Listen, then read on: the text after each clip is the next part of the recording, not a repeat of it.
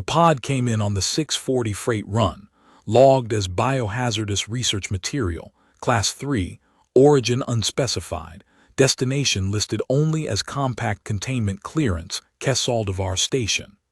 I signed for it myself because the overnight intake tech had already clocked out, and nobody else on the morning shift had my clearance rating. Tessa from Environmental Systems offered to help, and I told her I had it. That is the kind of thing I say, and the kind of thing Tessa has learned to accept after 3 years of working the same station. She went back to her desk. It was a standard environmental containment vessel, hexagonal cross-section, impact-rated walls, atmospheric seal with an active temperature and humidity regulator running off an internal cell. The cell had about 4 hours of charge left. The biohazard classification sticker on the outside was the older style, the kind that used to come on tissue sample shipments before the new symbology replaced them 6 years ago. Whoever had packed this had reached for an old label from whatever drawer they had available. The weight distribution of the vessel was also wrong for the listed contents. Class 3, biological material of the specified volume would have distributed differently. I noted both anomalies on the intake form before I opened anything, because you note what you observe. I logged the vessel, suited up to level 2, and opened it in Bay 4. Inside, nested in a form-fitted thermal liner that had been cut to shape by hand, not manufactured, cut, with scissor marks along the edges, and the seams reinforced with standard station tape in the way someone does when they have tape but not the right size of liner, was an infant. She was small. Her skin was pale lavender, the color of the sky over the corridor moon about an hour after the primary star clears the ridge on a clear morning, when the light is still cool but the atmosphere has begun to carry warmth.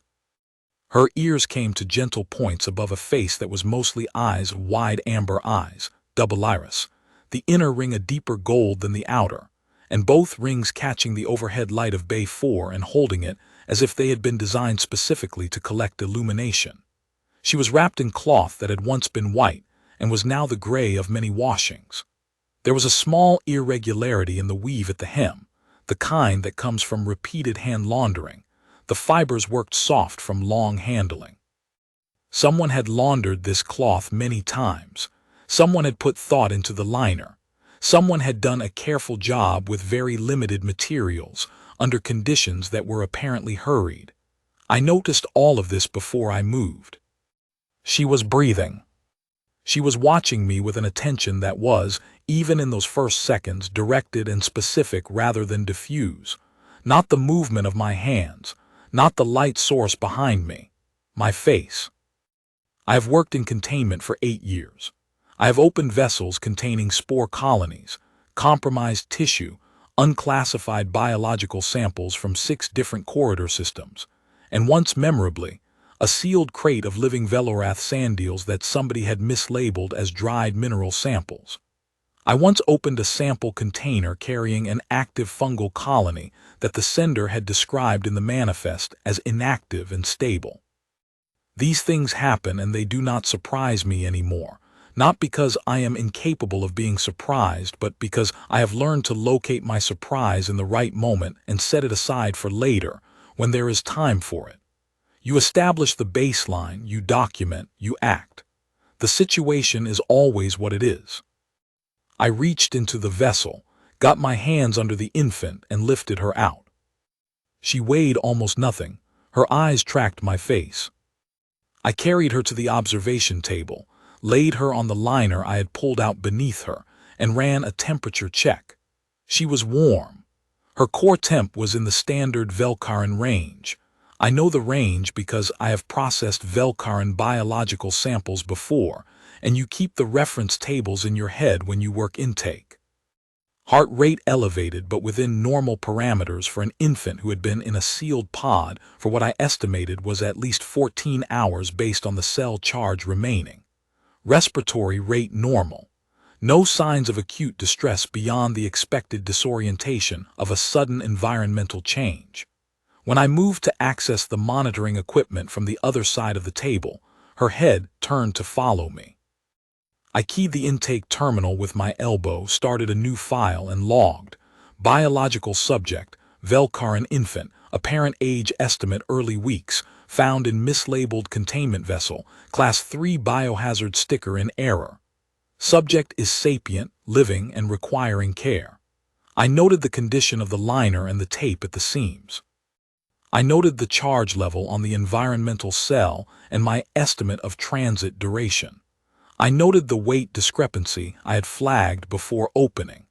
I noted that the subject demonstrated immediate and sustained visual tracking of the care provider. Then I filed the Article 14 bilateral welfare hold before I did anything else. That is what you do first. You document, you hold, then you figure out everything else. It is not a complicated protocol.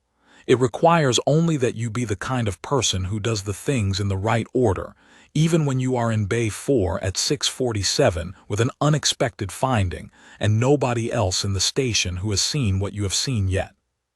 I fed her for the first time at 7:20 from the emergency nutrition supply we maintain for unexpected biological transits, a supply that includes formulations for 6 common corridor species, Velkaran among them, because in 8 years I have learned that unexpected biological transits cover a wider range of possibilities than most protocols anticipate. She ate with the focused efficiency of a creature that had not eaten in some time. I noted the volume consumed, which was on the high end of the normal range for an infant of her estimated age, consistent with a prolonged period without feeding. I noted that she watched my face throughout. The coordinator did not call until 9:20. By then she had been fed twice, slept once for 40 minutes, and was lying on the observation table watching the light come through the window. I had moved her from Bay 4 to the medical observation room at 7:45, because Bay 4 maintains the lower humidity and temperature differential we use for non-sapient samples, and the medical observation room has standard corridor ambient and a better quality natural light source. The light seemed relevant. She had noticed it immediately when I carried her in, turning her head toward the east window before I had finished settling her, and she had been tracking its angle ever since, her head moving by small deliberate degrees as the beam shifted across the room. I noted this in the intake log. The specific quality of her attention to the light, the way she seemed to be studying it rather than merely registering it, holding her gaze steady rather than glancing and moving on. I logged it as sustained light orientation response and flagged it as a potentially meaningful behavioral parameter. The coordinator's name was Velkorath. He was polite on the relay, the way people are polite when they have already decided how a conversation ends and are managing the formality of getting there. He said he was calling about a commercial biological asset shipment under the Velkath Secondary Research Classification, Case Identifier VK Bio 440, and that there appeared to have been a processing irregularity at intake. I said there had been.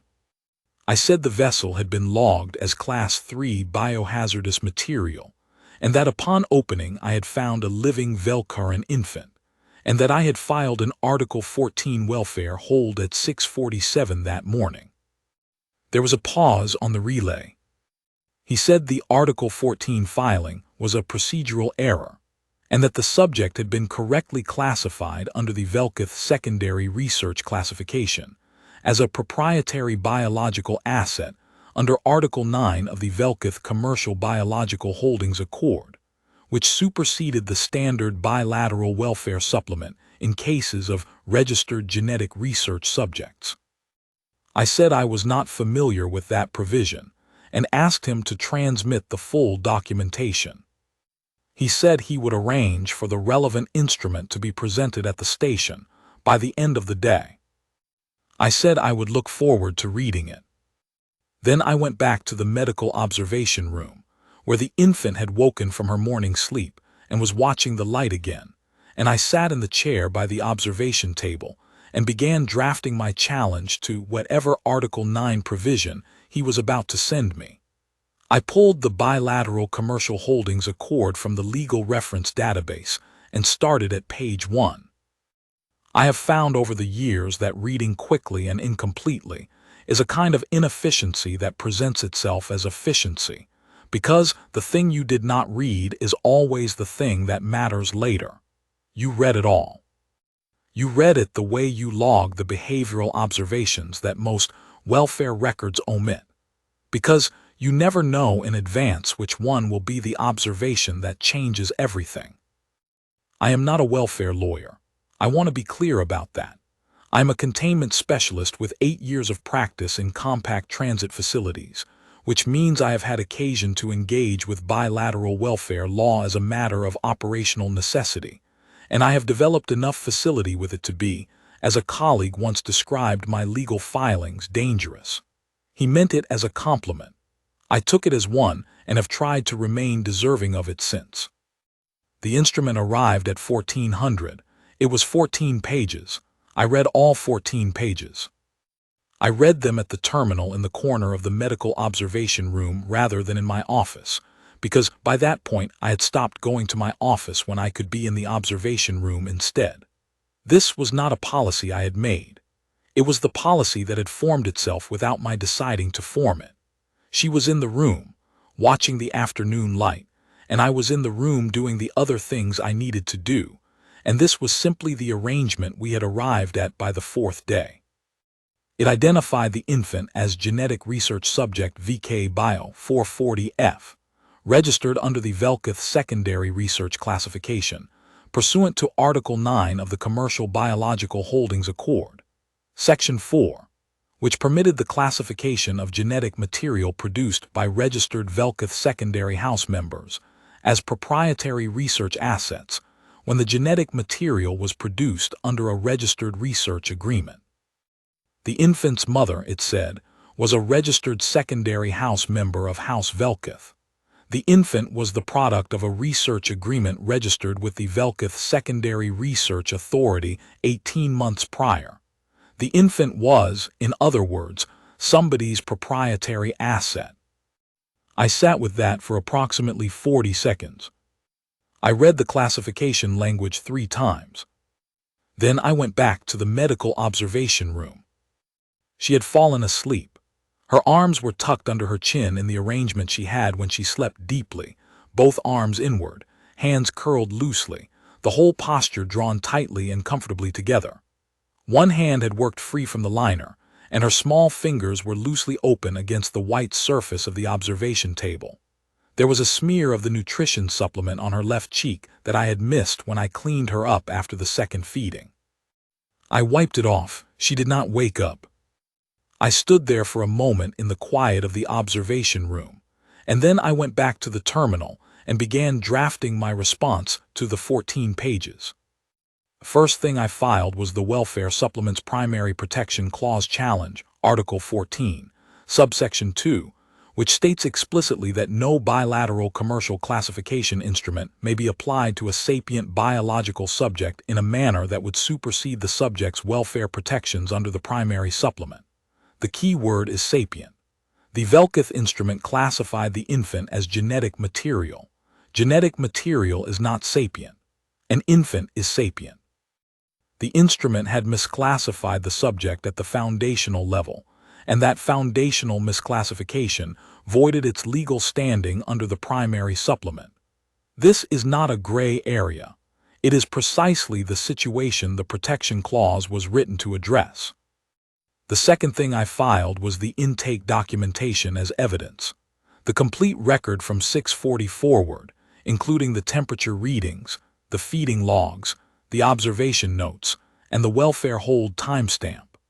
A welfare hold filed before the commercial instruments coordinator had even made contact established the station's welfare jurisdiction prior to any commercial claim. I included the transit duration estimate and the cell charge calculations as supporting evidence that the infant had been in the vessel for a period significantly predating the coordinator's awareness of the intake. The third thing I filed was a supplementary declaration of welfare dependence, noting that the infant had been in my care for approximately 9 hours, that she had been fed and monitored continuously, and that any transfer of the subject at this point would constitute a welfare disruption requiring formal review under Section 7 of the Bilateral Welfare Supplement, which established a minimum continuity of care standard for subjects in active welfare holds. By 1600, I had filed 11 documents. At 1700, the coordinator's legal representative filed a formal objection and requested a station proceeding before a designated compact authority to adjudicate the classification dispute. I agreed to the proceeding. I requested that it be held on station, given the infant's welfare dependence on the station's care environment. They agreed. The proceeding was scheduled for the third day. In the meantime, I kept working. The observation log for those 2 days is thorough.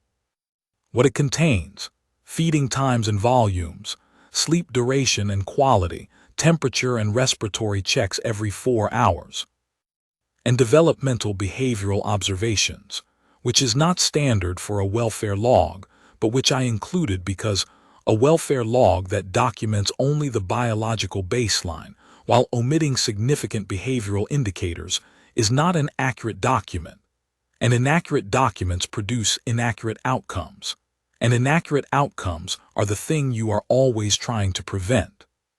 The behavioral observations are where the log becomes, in retrospect, significant. On the morning of the first day, after I had fed her the second time and filed the third document and moved her to the medical observation room, she made a sound that I had not heard before. It was not the distress register I know from the species literature. I have the reference materials, and I know what Velkaran infant distress sounds like in its various forms. This was not that. It was short and high, and it had the quality of a question asked to an empty room, to see whether the room was actually empty. I was at the terminal on the far wall. I crossed to the observation table. The sound did not recur. I checked her vitals, confirmed everything was within normal parameters, and stood at the table for a few minutes watching her and noting what I observed. She watched me back. Her respiratory rate was already decreasing. I returned to the terminal and noted the incident in the log as a possible social vocalization with proximity-seeking function. I did not note in the log that I had felt the specific quality of that sound in my chest before I had consciously processed it. I know enough about my own responses to understand that response when it occurs.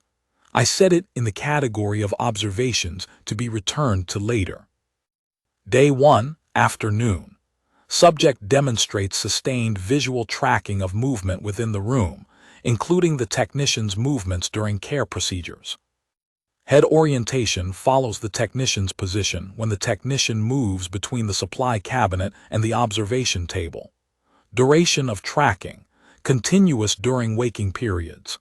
This was distinct from her diffuse environmental tracking of light and ambient movement.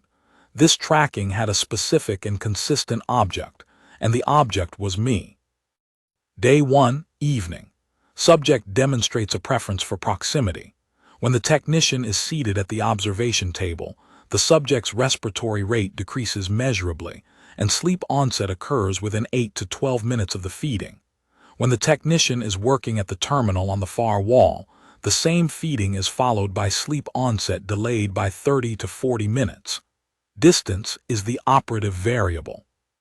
I confirmed this pattern across multiple cycles before logging it, because a single instance is an observation and a repeated pattern is data. Day 1, late evening. I am at the terminal filing the 6th document when she makes a sound. Not distress, I know the distinction after 8 years. A sound of a different register, tentative, the kind that asks whether anyone is nearby without committing to the asking. I cross the room, check the vitals, confirm everything is within normal parameters, and sit in the chair at the observation table. The sound does not recur. The respiratory rate decreases. Sleep onset occurs in 11 minutes. I note this in the log as a possible social vocalization with a proximity-seeking function, and go back to the terminal. Day 2, morning. Subject demonstrates what I logged as an arm extension response. When the technician enters the room, the subject's arms lift from the resting position and extend toward the technician. The motion is deliberate in character rather than reflexive. It does not occur on other stimuli, only on the technician's entry. It occurred on 4 of the 6 entries I made during the morning period. I noted it as a possible orientation reflex of unclear etiology and logged it for the medical record. Day 2, afternoon. The arm extension response occurs reliably on each entry. It has become an established behavioral pattern. The response is full, both arms extended, fingers spread, the body orienting slightly forward as if to close whatever remaining distance exists. I picked her up each time. On the first occurrence, I was already in motion. On the second, I picked her up because the response was making a clear request, and the most direct response to a clear request is to address it. On the third and all subsequent occurrences, I picked her up because that was what I did when she reached for me, and it had already become the established pattern. She was warm, and she pressed her face against the fabric of my work jacket at the shoulder, with the precision of someone who has identified the exact contact point they require, and intends to return to it reliably. I noted this in the log under Behavioral Observations, subcategory Physical Orientation, with a note that the behavior appeared to serve a self-regulatory function as evidenced by the respiratory rate decrease that consistently followed within 90 seconds of the contact being established. I am describing this in clinical terms because the log required clinical terms. What I am describing is that she reached for me, and I picked her up, and she put her face against my shoulder and went quiet, and I sat with her for a while because that is what she needed, and I had nothing more important to do than that. Day 2, late evening. I sit in the chair at the observation table for an hour after the last feeding because she has not settled into deep sleep, and the proximity variable continues to be operative. I have brought the legal reference database with me on a portable terminal so I can read while I sit. I read Article 31 of the Compact Velcorin Welfare Accord for the first time that evening, because the first seat mentioned it in the preceding context, and I had not yet read that article. I read it twice. I note the recognition response provision and its legal weight. I then read the relevant section of the Compact Velcorin Bilateral Framework to understand the relationship between Article 31 and the Commercial Classification Accord. This reading takes approximately 2 hours, during which the infant sleeps beside me on the observation table, and the corridor moon outside completes its second transit of the primary star, and the station goes quiet the way it goes quiet at that hour. I close the legal reference database at 1:18. I note in the private shorthand at the bottom of the behavioral log page, the legal argument has been in the room for 2 days, and I did not know its name yet. I know it now. Day 3, morning, before the proceeding. I feed her at 6:30 and carry her to the window where the morning light is doing the thing it does. She has learned, in 3 days, that I will bring her to the window in the morning. When I carry her toward it, her head turns in anticipation of the light. I note this under Behavioral Observations. Subject demonstrates anticipatory orientation toward morning window prior to arrival at window position, suggesting development of spatial and temporal predictive modeling. I then note in the private shorthand, she knows where we are going before we get there. I am describing this in clinical terms because the log required clinical terms. What I am describing is that she reached for me and I picked her up, and she put her face against my shoulder and went quiet, and I sat in the chair for longer than the observation required, because the respiratory rate takes time to document accurately, and I am thorough about documentation. Day 2, evening. I bring the observation log up to date, 27 entries over 2 days. I read through all of them before I closed the file. It is the kind of review that tells you whether you have logged a pattern or only a series of isolated events. What I have logged is a pattern. What the pattern describes is an infant who has, in 2 days, organized her behavioral responses around a specific person. She tracks me. She vocalizes when I am not in the room. She extends her arms when I enter. She settles when I pick her up. She sleeps most efficiently when I am within arm's reach. I close the log and note, for the first time without any clinical framing, in my own private shorthand at the bottom of the page that I keep for observations that do not belong in the formal record. She knows I am here, it says. She is keeping track. The proceeding was held on the morning of the 3rd day. The station's designated compact authority was adjudicator Veth, who ran the district's bilateral welfare proceedings from Junction 7, and was a methodical note-taker and a careful listener. The coordinator brought his legal representative and 2 secondary house liaisons from House Velketh. I brought the 11 filings, the complete intake documentation, and the full observation log, and the infant, because the adjudicator had specified that the subject should be present. She was awake. I had fed her at 6:30, and she was in her alert and watchful state, the state in which her attention has the character of active continuous processing. She watched everything and everyone with those double-iris amber eyes, cataloging, the inner ring catching the overhead light and holding it the way deep still water holds a lamp. Veth opened the proceeding. He read the documents into the record with the thoroughness I had expected from a man who had been doing this for 14 years. He read my intake log summary into the record. He read the classification instrument. He read all 11 of my filings, each one in sequence. He read the coordinator's legal representative's objection. He read everything. It took 40 minutes. During those 40 minutes, the infant sat in my lap and applied her attention to the room. She watched Veth. She watched the recording specialist. She watched the coordinator's table with the methodical attention she brought to new people, and the coordinator's liaisons watched her back with the expressions of people who are trying to decide whether what they are looking at matters.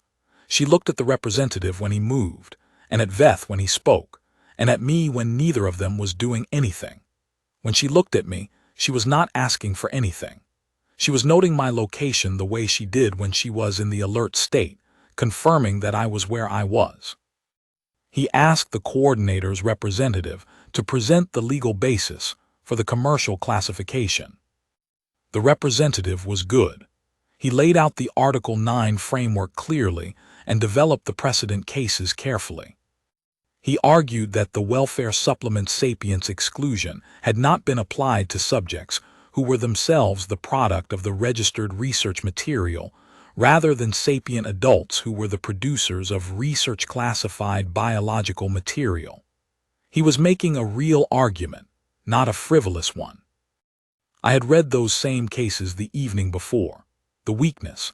In all 3 cases, the subject had been classified at or immediately following birth registration. The Article 9 classification attached at the moment of birth registration.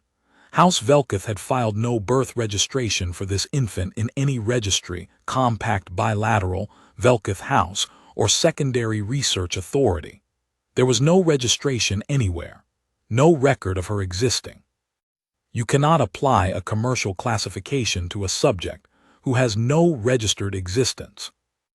When it was my turn, I walked through the intake documentation and the behavioral observations methodically.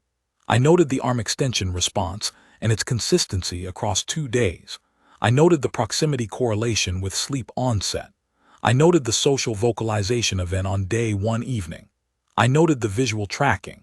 Then I presented the birth registration search results. 0 records in any relevant registry. Article 9 classification requires a registered subject.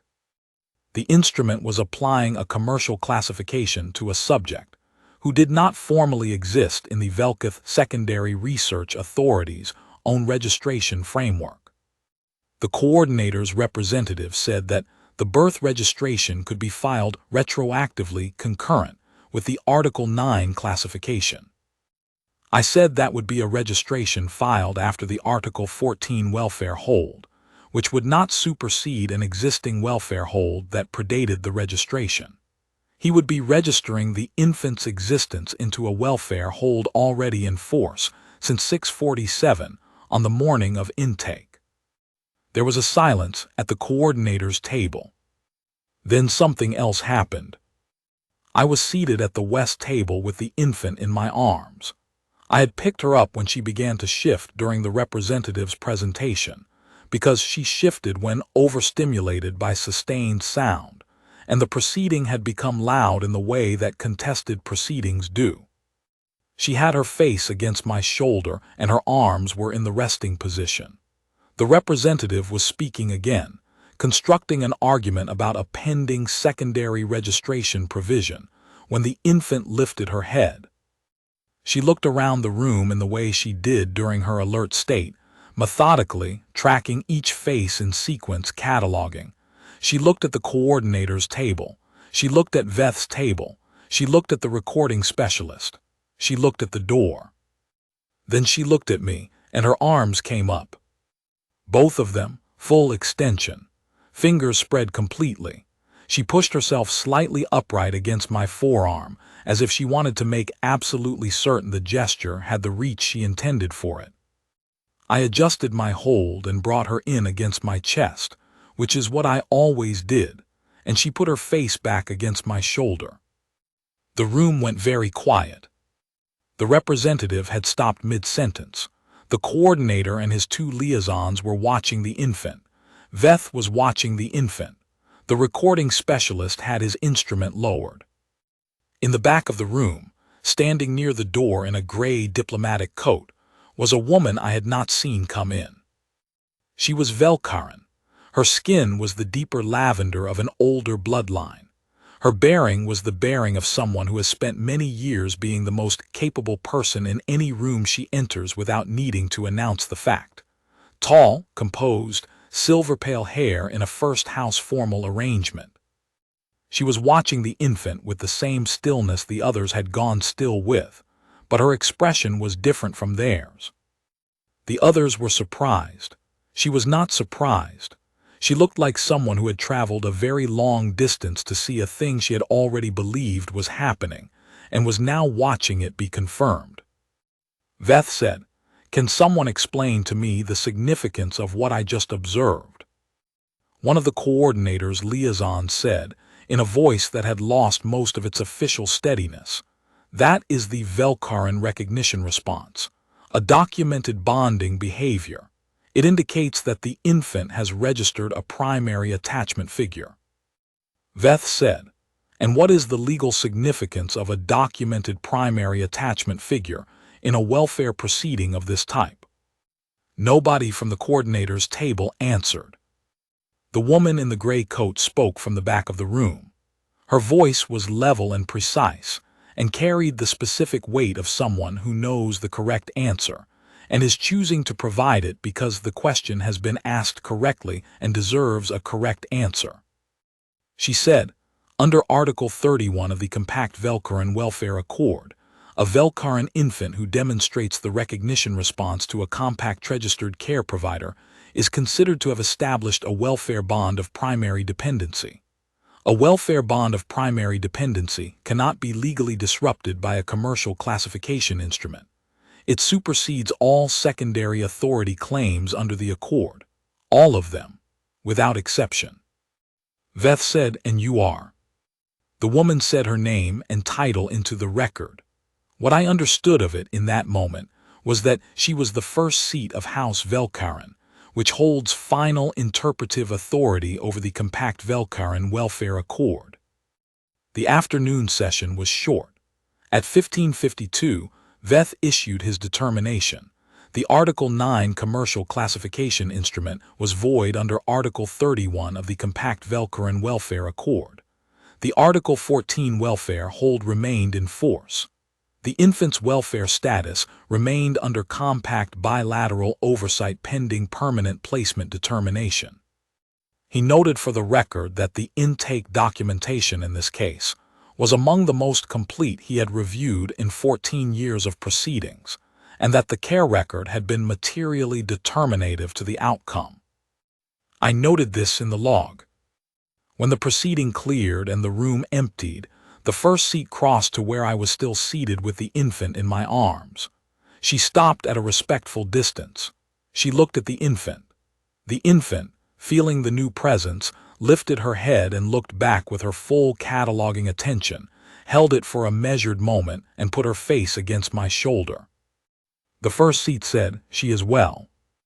I gave her the full clinical summary: feeding, weight, temperature, behavioral baselines. She said she knew. She had been reading my logs since the welfare hold was filed. The bilateral welfare network routes documentation to the first house when a Velkaran infant is involved in a welfare proceeding. She had read every entry since 6:47 on the morning of intake. She said, "You logged the recognition response on day 1, afternoon." I said I had logged it as an arm extension response, that I had not known the Velkaran clinical term. She said, "It does not matter what you called it, you saw it, you recorded it, and then you picked her up each time." I said I did. She was quiet a moment. She said, "The galaxy has many intelligent species. Most of them require the unknown thing to prove its claim on care before they extend care to it. Your species writes its protocol so that care is the default position. The thing must prove that care is not warranted, not the other way around." She paused. "That is not a small difference. That is the difference between a galaxy in which the lost thing is usually found and a galaxy in which it is usually not." I did not have an adequate response to that, so I did not offer one. What followed was 11 more days of paperwork. I will give those days more than a summary, because a summary does not capture what they were. The first seat remained at the station for all 11 days. She did not stay in the main administrative wing. She took a room in the secondary transit housing, which is simpler and closer to the medical observation wing, and she came to the observation room each morning and sometimes in the evenings, and she watched the infant with the particular attention of someone accounting for something they had believed in for a long time and are now verifying entry by entry. She and I talked about the documentation, about the placement framework, about the practical requirements of the formal bonding period under the bilateral accord. We did not talk about much else, because there was not much else that needed to be said, and neither of us was inclined to say things that did not need saying. The birth registration was filed and confirmed on day 3 of the 11. The research agreement was voided by the first house on day 4, under a provision of Velkaran House law that allows the first house to void any bilateral commercial agreement that was entered into under duress or without the full legal agency of the registered party. The specific provision and the specific finding are detailed in the first house determination filed with the Bilateral Welfare Committee, which I read in full when it came through the welfare network. I read everything that comes through the welfare network that concerns the infant whose welfare record I am maintaining. That is what maintaining a welfare record means. On day 5, the Bilateral Welfare Committee accepted the formal petition for the bonding period designation. On day 7, the permanent placement predetermination was filed. On day 9, the first house filed the household acknowledgement in the compact bilateral registry, which is the formal documentation that the Velthara relationship has been recognized by the house and recorded in the house records with all of the legal weight that recognition carries. On day 11, the permanent placement determination was confirmed, and the welfare hold was formally transitioned to a permanent welfare registration under my name, pending the formal completion of the bonding period. I filed each piece of documentation as it came through, countersigned where required, and kept the welfare log updated throughout. The observation entries for the 11 days are shorter than the entries for the first 3 days, not because there was less to observe, but because the pattern had been established and what I was logging was its continuation. Arm extension response on entry consistent. Proximity correlation with sleep onset consistent. Light orientation behavior consistent. Social vocalization when alone in the room consistent. The behavioral record across 11 days is a record of a pattern holding. What I note privately in the shorthand at the bottom of the pages is different. Day 4, she held my finger for the first time while feeding, not a grip reflex, a choice. She looked at my hand, and then she wrapped her fingers around my index finger, and she kept them there through the rest of the feeding and for 8 minutes afterward. I do not have a clinical category for this that is adequate to what it was. Day 6. She makes a sound when I enter the room that is different from the social vocalization she makes when I am absent. This sound is shorter and lower and has the quality of something that is not asking whether anyone is there, but rather noting that the expected person has arrived. I note it in the clinical log as recognition vocalization, distinct from proximity-seeking vocalization. In the private shorthand I write, she has a sound for me specifically. She knows it is me before I reach the table. Day 9. I am filing the count's signature on the household acknowledgement at the terminal in the corner when she makes the recognition vocalization, and I turn and look at her and she makes it again. I go to the table. She reaches for me. I pick her up. She makes a third version of the sound, very quiet with her face against my shoulder. I cannot characterize this sound in a clinical log entry. I characterize it in the private shorthand as, she is telling me something. I do not know the word yet. But she is telling me something, and she expects me to understand it. What followed was 11 more days of paperwork. The infant's birth was formally registered in the compact bilateral registry by the first house, the birth record antedated to the correct biological date. The mother's research agreement was voided by the first house under a provision of Velkaran House law. The infant was recognized as a daughter of House Velkaran primary line. The recognition did not require her to leave the station. The first seat had requested that she remain in my care during the formal bonding period. Adjudicator Veth agreed. The relevant bilateral committee agreed. I updated the welfare record and went back to the medical observation room. She was awake. She was in the late afternoon state, watching the west wall where the primary star's light had migrated, her attention on the specific dusty gold that the corridor moon's mineral atmosphere produced at that angle. In 8 years I had stopped noticing that light. In 11 days I had started noticing it again, because she noticed it every evening and I had gotten into the habit of watching what she watched. I pulled the chair to the observation table and sat. She heard me, her head came around, her arms came up. I picked her up, and she put her face against my shoulder, and her breathing settled into the rhythm that meant she knew where she was. A soft step at the door. The first seat was there, in plain working clothes. She had been at the station each of the 11 days. Between us the conversation had been largely practical, the welfare record, the placement process, the documentation. She was not a woman who used words for any purpose other than their actual function. She asked if she could come in. I said yes. She took the chair at the far end of the table. The infant lifted her head, looked at the first seat with the full quality of her attention, catalogued her as she catalogued everything that was significant, and put her face back against my shoulder. The first seat said, "In Old Velkaran, the word for the recognition response is Velthara, the one who holds the center, the one the self organizes around in the early period when the self is first learning what it is and what it can rely on." I said I didn't know that. She said, "You didn't need to know the word. You already were the thing the word describes." I thought about Bay 4 at 6:40, the outdated sticker, the cut liner reinforced with tape, the cell charge with 4 hours left. The Article 14 hold filed at 6:47 before the coordinator called at 9:20 because that is what you do first. You document, you hold, then you figure out everything else. I said, I just followed the protocol.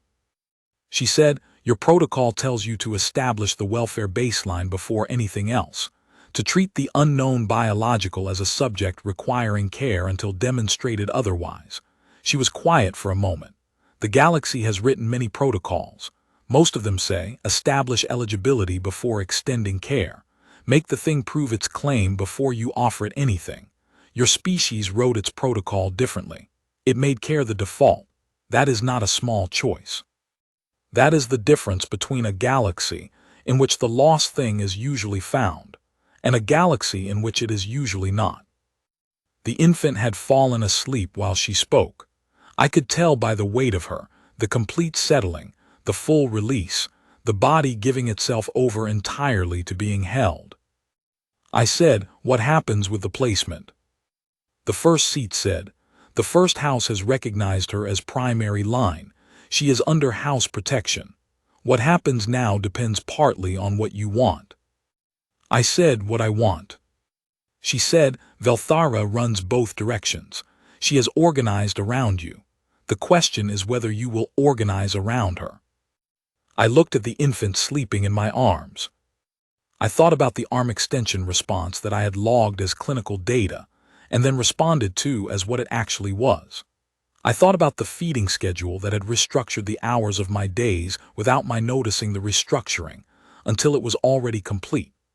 I thought about the light through the east window in the mornings, which I had not paid attention to in 8 years and had been noticing every morning for 11 days because she noticed it, and I had started watching what she watched. I said, "My posting here is indefinite." She said, "I know. I have read your employment record as well as your intake log." I said, "I have a single-person residential unit in the Eastern Annex, not family quarters." She said, "The first house will provide whatever is required." That is not a difficulty.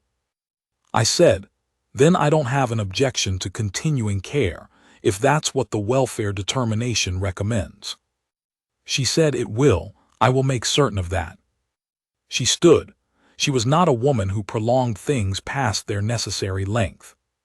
Before she moved to the door, she said one more thing. She said, "The coordinators who filed that instrument, the representative who argued for it, I want you to understand that they are not unusual. What they did is what systems do when no one has installed the correct default. The default in their system is, prove your claim. The default in your system is, care first." These are both policies, both written by people, both the result of choices made at some foundational level by someone who believed something about what the correct starting position should be when an unknown thing arrives in your hands. She said, "The child who arrived in Bay 4 would not have survived the first system. She would have been transferred before you had time to establish that she was alive. There would have been no window for the Article 14 hold. There would have been no 27 entries in an observation log, no behavioral record, no recognition response documented on day 1. There would have been no Velthara named in a court record because there would have been no time to form one. The default matters. The starting position matters. What you assume before you know anything, that matters more than any specific action taken afterward." I thought about that for the rest of the evening and for a good part of the night after. I thought about the pod on the 640 freight run. I thought about the weight distribution anomaly I noted before I opened it. I thought about the cut liner and the tape reinforcing the seams. Someone had done a careful job with very limited materials in a hurry. Someone had put what they had available into getting an infant somewhere, anywhere, with any chance at all, in a sealed pod with a 4-hour cell. And what they had gotten was a compact transit facility with a containment specialist, who was the last person in that facility who could sign for a Class 3 biological intake on that particular morning. That is what happened. The rest of it is what protocol says you do next. She stood. She was not a woman who prolonged things past their necessary length. She said, "She has a name in the house registry, Velsera Velkaranthane. In the old naming convention, the suffix takes from the Velthara. Thane is your name in the old phonetic adaptation. It is the acknowledgement that she is yours and you are hers in the way Velthara works, that she organized her first understanding of herself in relation to you, and that this is a fact the house recognizes and will not undo." I said, "Velsera." She said, "The household will call her that. You may call her whatever comes naturally. She will know you by more than any name." She left. The room was quiet. The primary star had moved past the band of light the infant liked, and the evening had settled into the corridor moon's particular dusty gold, which I had not noticed for 8 years and had been noticing again for 11 days because she noticed it every evening, and I had gotten into the habit of seeing it along with her. I opened the logbook. Day 11 evening, I wrote, subject stable, weight normal, sleep onset at 1847, all care parameters within established norms. Then I sat with the pen and wrote one more line. She reached for me again at 1831, I wrote, before she fell asleep. I picked her up. She settled. I closed the logbook. Outside, the corridor moon was doing what it always did, and in the station the last paperwork was being finalized, and in my arms a child who had arrived in a sealed pod with an outdated biohazard sticker, and no name in any registry, was breathing with the specific settled rhythm of someone who has found where she intends to stay and has already made that decision. I sat there for a long time after the light went. It was not protocol that kept me in the chair. But that is all right. Some things you do without writing them down. Some things you simply do because that is what the moment asked for, and because that is the kind of person you turned out to be in the end when it finally mattered which kind you were.